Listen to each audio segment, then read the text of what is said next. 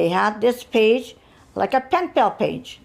And I scrolled through there and I found a lady, or a girl at that time, 12 years old, my age. She was somewhere in northern Alberta. I can't remember the town or the city. And her name was Joan or Joanne. So I wrote to her. And we wrote, I don't know, for a while. And then she sent me Kathleen's name and address because we were twins. We were born the same day, same year, same age. So that's how we started corresponding. You know, we were born in June 2nd, 1938. The same day, the same age. And we're twins. That's why I say we're twins.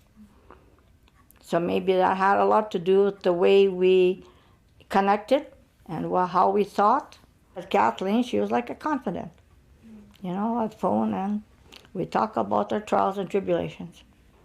Well, what a wonderful person she was, and how much she gave of herself to everybody, especially to her family and, you know, to her children, great-grandchildren. She'd do anything. She'd give the, you know, clothes off her back to everybody. I just wrote these letters, and we just yacked about everything in school and whatever until 1967, when we decided to go to Expo.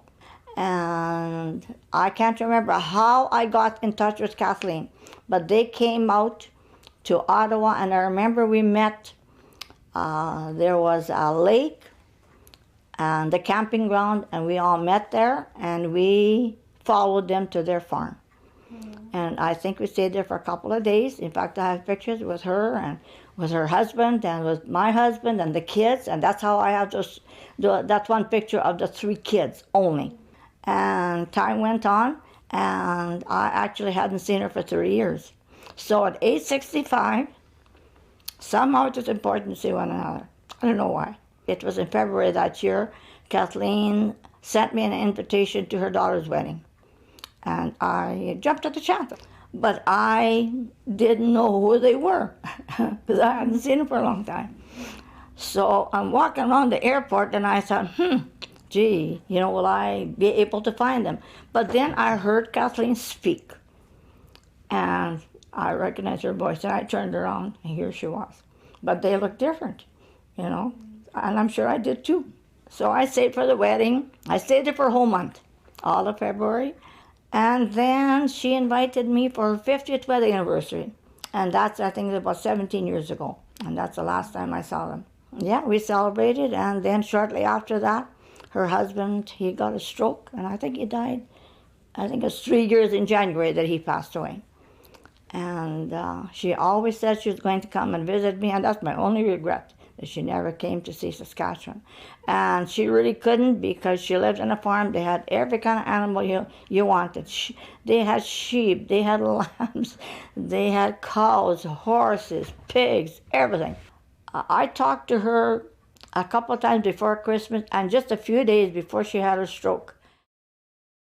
I was really shocked. I couldn't stop crying. And that's one thing, I never cry, never. But when she got that stroke, I couldn't stop crying. I just couldn't. I'd be sitting, and I'd think about her, and I'd start crying. The Friday before she died, she phoned me, and she told me that she loved me. No, she said, I'm dying, and I love you, Victoria. I couldn't believe she said that. And I said to her, no, you're not. I said, you still have to come and visit me. That's what I told her. I didn't think that that would happen. I really thought that she was going to get better. To me, it's going to be devastating because, you know, I won't be able to, you know, because every so often, every 3 months or so, you pick up the phone and phone and talk, and this way, there won't be anybody to talk to anymore. So, an end of an era. Hopefully she's in peace, so. But yeah, it was a privilege to, you know, to be her friend.